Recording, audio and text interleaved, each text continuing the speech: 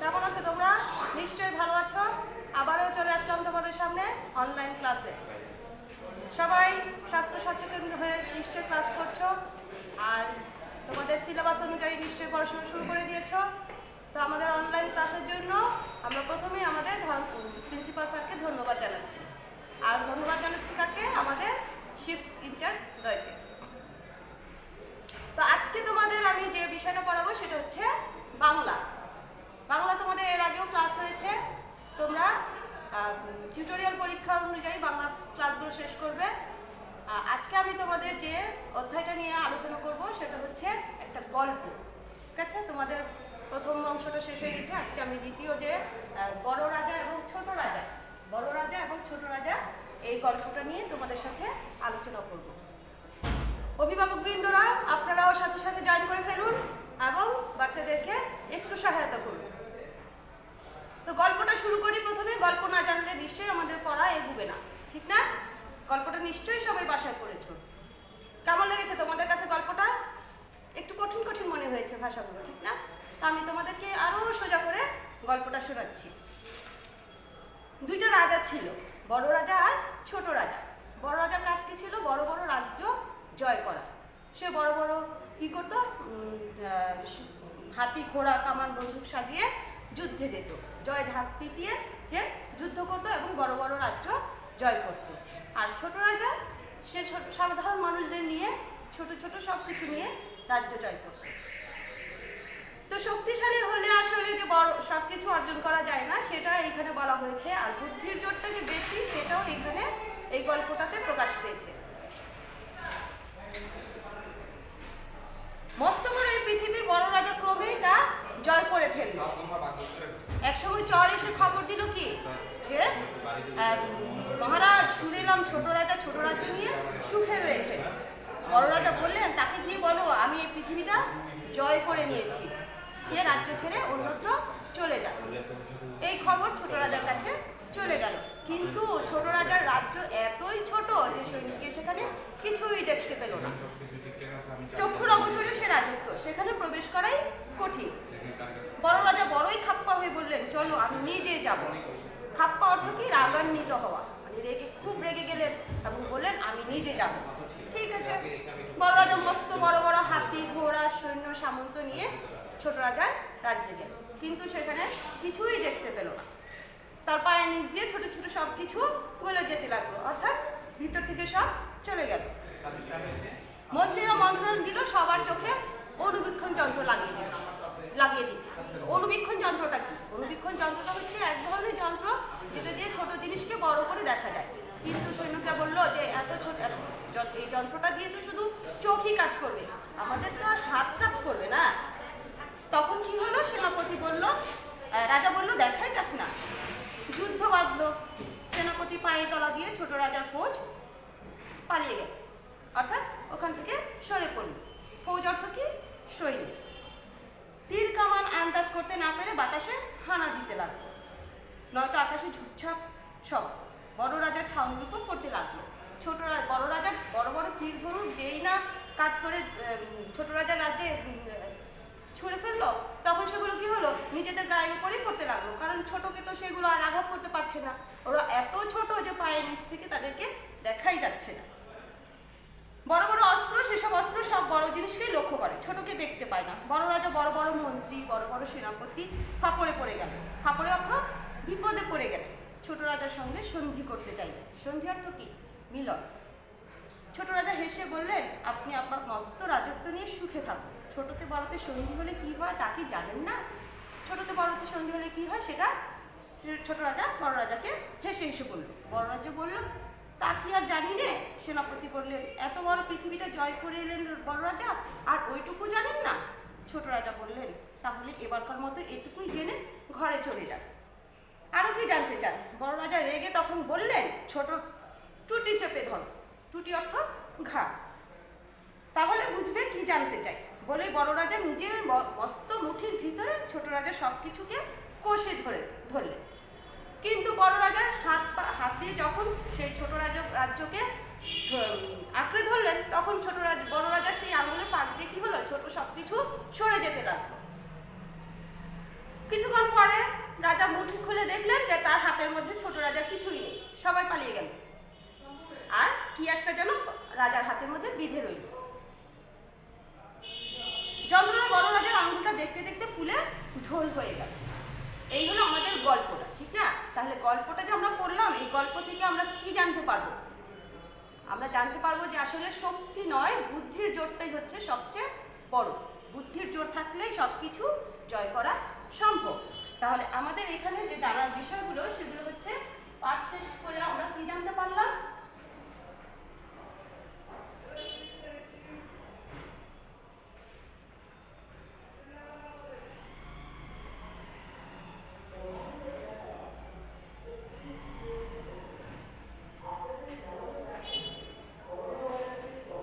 বড় ও ছোট রাজার চারিত্রিক বৈশিষ্ট্য।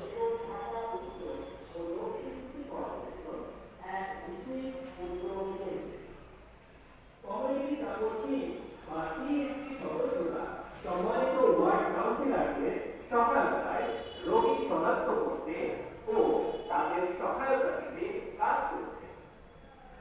আপনি করোনা ভাইরাসে আক্রান্ত হলে কি করে বাড়িতে বসে নিজে নিজে সুস্থ হতে পারবেন, তারা আপনার বাড়িতে এসে সে বিষয়ে পরামর্শ সদস্যদের সাথে যোগাযোগ করতে সরাসরি লিখতে বা বলতে পারবে, অর্থাৎ দুই রাজার যে চারিত্রিক বৈশিষ্ট্য সেটা সম্পর্কে তোমরা লিখতে বা বলতে পারবে। এরপর হচ্ছে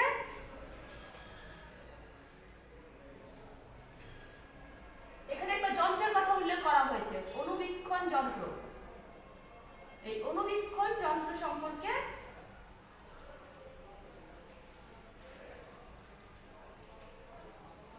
জানতে পারবে।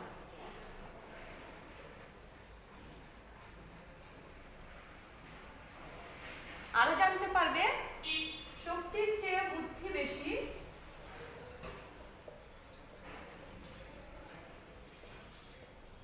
শক্তির চেয়ে বুদ্ধির জোর বেশি, সে সম্পর্কে বিশ্লেষণ করতে পারবে।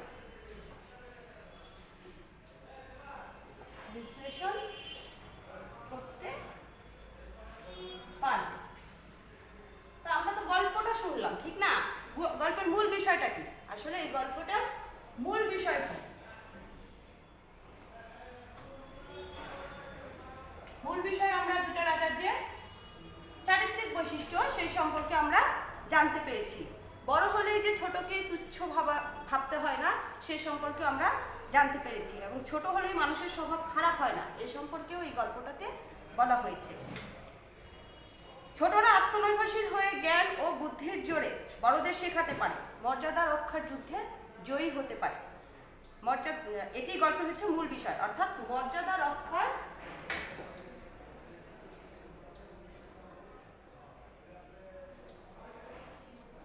যুদ্ধে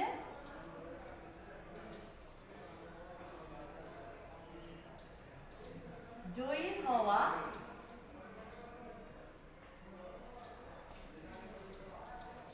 এটাই হচ্ছে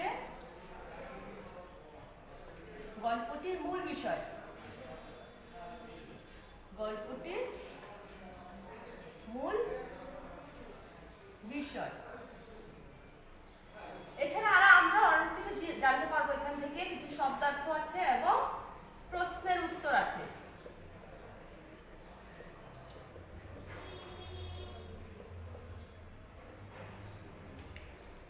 বড় রাজা কি ছিল?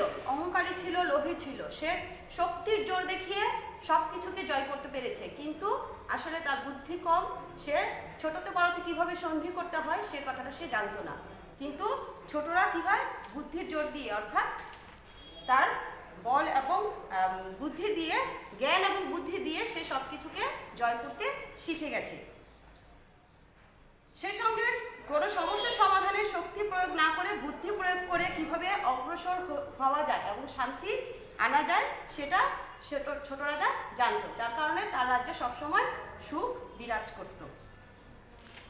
তো এখানে তোমরা দেখো 12 নম্বর পৃষ্ঠায় দেখো কতগুলো শব্দার্থ দেওয়া আছে। শব্দার্থগুলো আগে জেনে নাও যে শব্দার্থগুলো আসলে কি হওয়া উচিত। দিগ্বিজয়,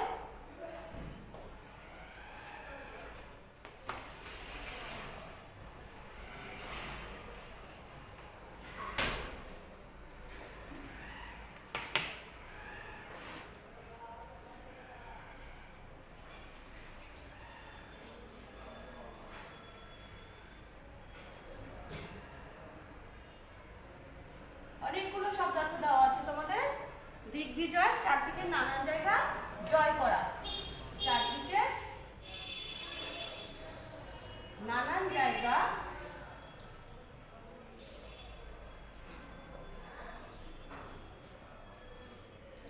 জয় করা। তোমরা কিন্তু খাতার মধ্যে তাড়াতাড়ি করে তুলে ফেলো, কারণ বইয়ের পিছনে তোমাদের উত্তরগুলো দেওয়া আছে, সেগুলো খুঁজতে একটু সময় লাগতে পারে। সেনাপতি,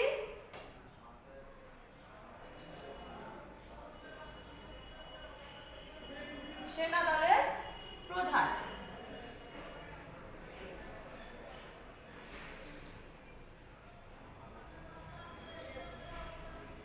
অথবা প্রধান সৈনিক, অথবা প্রধান সৈনিক যিনি, প্রধান সৈনিক। 3 নম্বরে রাজত্ব। রাজত্ব অর্থ রাজার শাসন যেখানে চালু আছে, রাজার শাসন যেখানে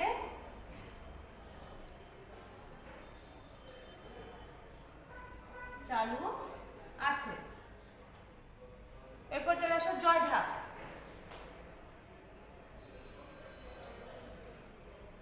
জয় ঢাক, ঢাক হচ্ছে এক ধরনের বাদ্যযন্ত্র, ঠিক না? আর জয় মানে খুশির জন্য যে বাদ্যযন্ত্রটা বাজানো হয়, অর্থাৎ জয়ী হবার পর যে ঢাক বাজানো হয়। জয়ী হবার পর যে ঢাক বাজানো হয়। এরপরে চর, চ বসিন্য। চর হচ্ছে গোপন খবর সংগ্রহ করে দেন যিনি, গোপন খবর সংগ্রহ করে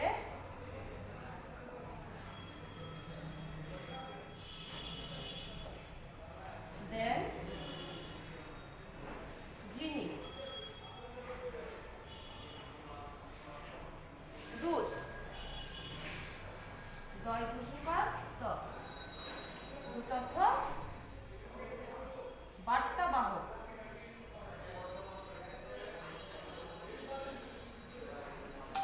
অগোচর,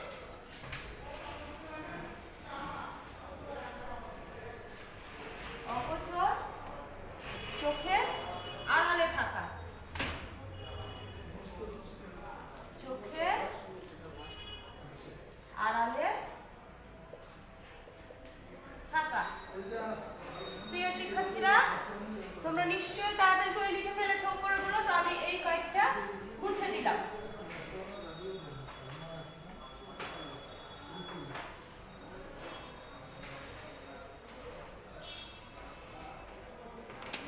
এরপর হচ্ছে খাপ্পা। খাপ্পা অর্থ রাগান্বিত হওয়া, রাগান্বিত হওয়া। মন্ত্রণা, মন্ত্রণা পরামর্শ।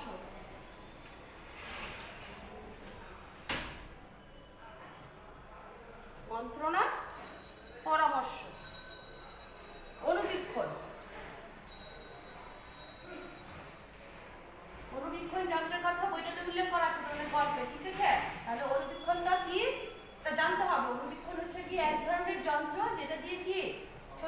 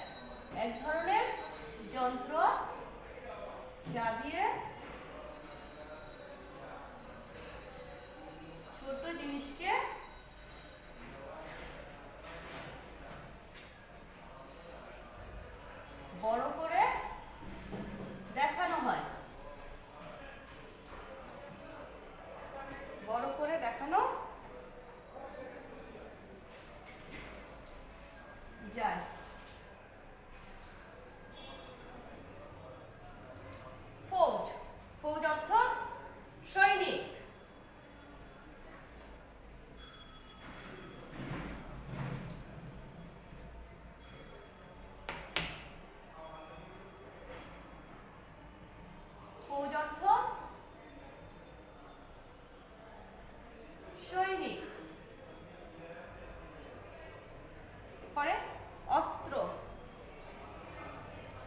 অস্ত্র অর্থ হাতিয়ার।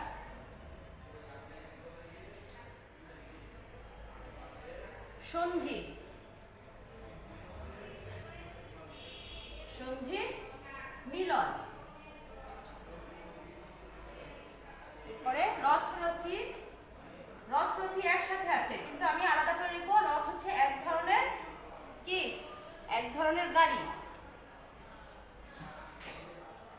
এক ধরনের গাড়ি। আর রথী হচ্ছে, রথে চড়ে যুদ্ধ করেন যিনি, রথে চড়ে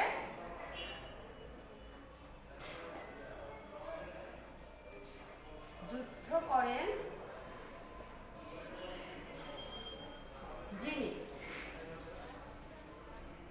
এরপর হচ্ছে ঝুপঝাপ,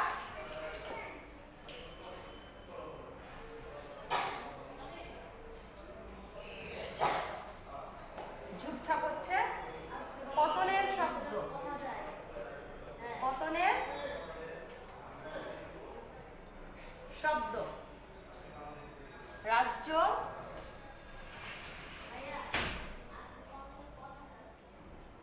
রাজ্য হচ্ছে রাষ্ট্র। আর শেষেরটা হচ্ছে মুঠো, মুঠো অর্থ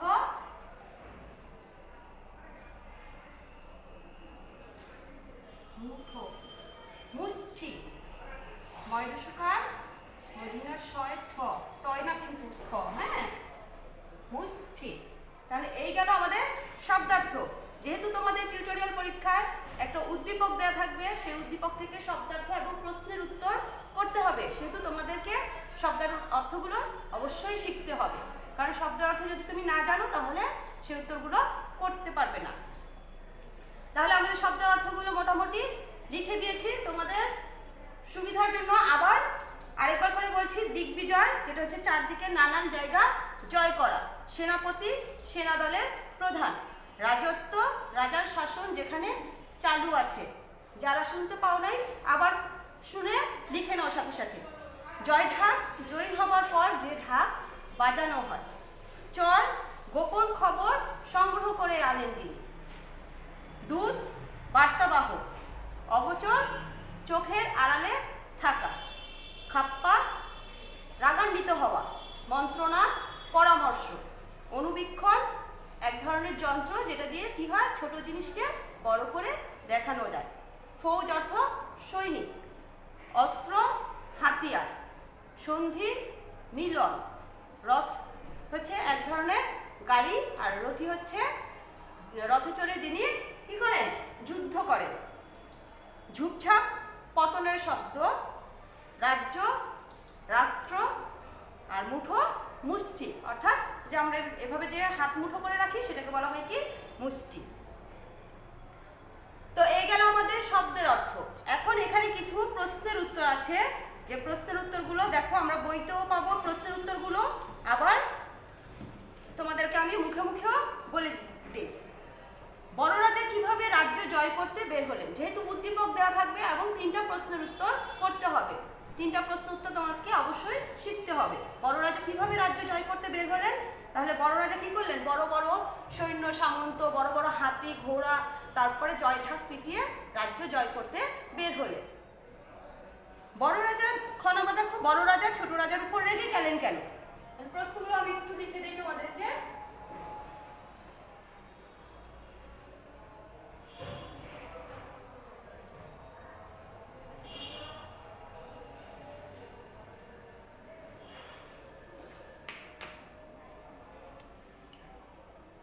বড় রাজা কিভাবে রাজ্য জয় করতে বের হলেন?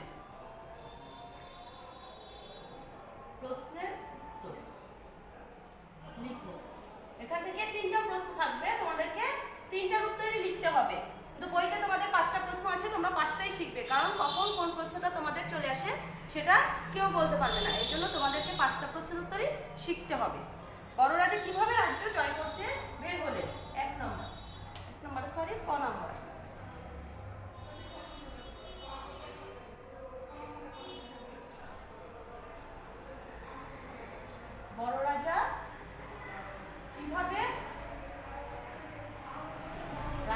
জয় করতে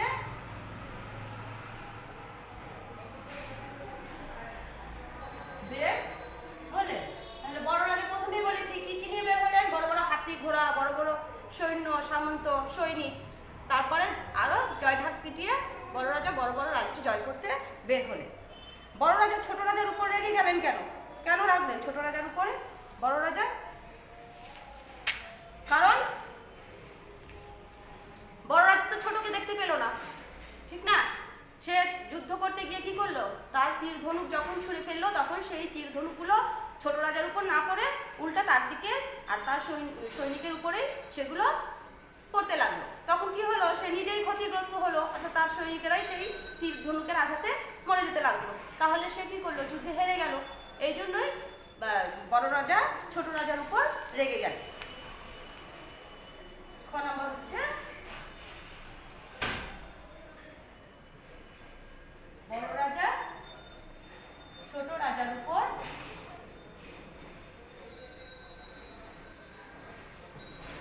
রেগে গেলেন কেন?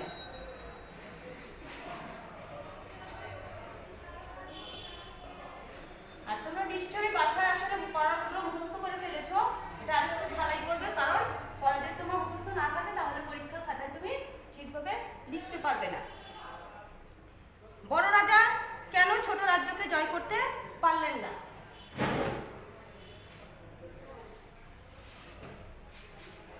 বড় রাজা কেন ছোট রাজ্যকে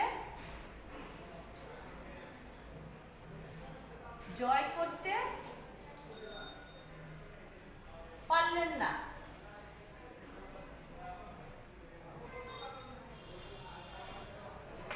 কে বলতে পারবে দেখি? আসলে শক্তি দিয়ে কোনো কিছু জয় করা যায় না। বড় রাজার ক্ষেত্রেও সেটাই হয়েছে। সে কি করলো, শক্তি দিয়ে সবকিছুকে জয় করতে চাইলো, কিন্তু সে আসলে তার বুদ্ধিটাকে খাটাতে পারে নাই, যার কারণে সে কি করলো, ছোট রাজ্যকে জয় করতে পারলো না। সে যে তীর ধনুকগুলো ছুঁড়ে ফেলেছিল ছোট রাজ্যের দিকে, সেই তীর ধনুকের আঘাতে সে নিজেই কি হলো, পরাজিত হলো, যার কারণে সেই ছোট রাজ্যকে জয় করতে পারলো না। বড় রাজা কেন সন্ধি করতে চাইলেন? ঘ নাম্বার দেখো, বড় রাজা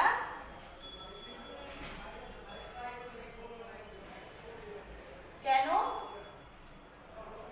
সন্ধি করতে চাইলেন?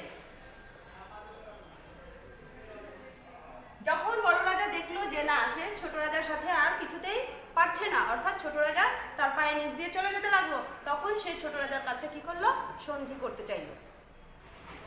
সে কি সন্ধি করতে চাইলো, যে ছোটতে বড়তে কিভাবে সন্ধি করতে হয়। যে তখন ছোট রাজা কি বললো, যে আপনার রাজ্য নিয়ে আপনি সুখে থাকুন, আমি আমার রাজ্য নিয়ে আমি সুখে থাকি। বড় রাজা আর ছোট রাজার মধ্যে তোমার কাকে বেশি পছন্দ? আমরা যে গল্পটা করলাম এখন, সেই গল্পটার মধ্যে তো বড় রাজা ছোট রাজার সম্পর্কে বলা হয়েছে, তাদের চারিত্রিক বৈশিষ্ট্য সম্পর্কে বলা হয়েছে। তাহলে এই দুইটা রাজার মধ্যে, বড় রাজা ও ছোট রাজার মধ্যে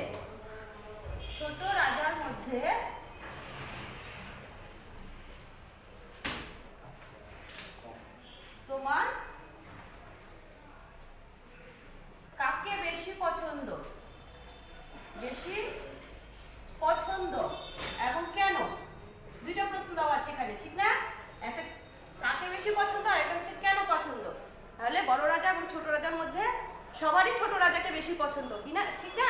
কারণ ছোট রাজা তার বুদ্ধি দিয়ে সবকিছুকে জয় করতে পারে, কিন্তু বড় রাজার বুদ্ধি নেই, সে শুধু শক্তির দাপট দেখিয়ে সবকিছু জয় করতে চায়, যার কারণে তার ছোট রাজ্য জয় করাও সম্ভব হয় না। এই জন্য আমার ছোট রাজাকে বেশি পছন্দ এবং তোমাদেরও ছোট রাজাকে বেশি পছন্দ, ঠিক না?